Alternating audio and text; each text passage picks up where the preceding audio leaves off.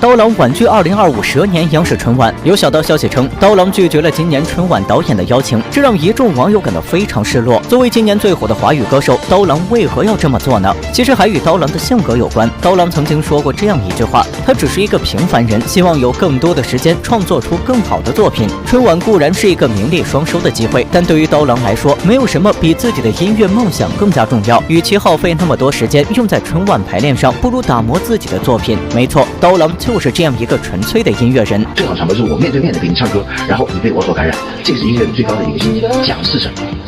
讲真的，说实在，这只是我说是真的，有时候你没有想过，或者就是一件衣服，它会让我看起来就是更有钱一点，我觉得这个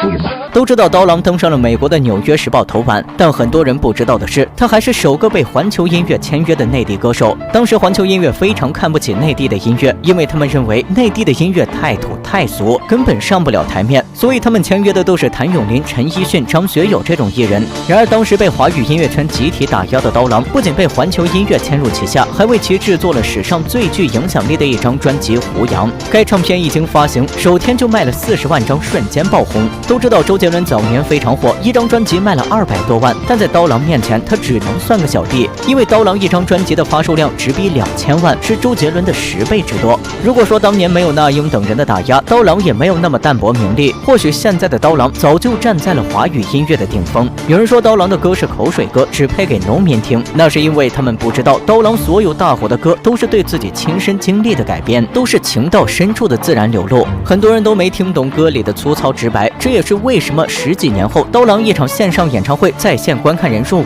5000万，线下一票难求的原因。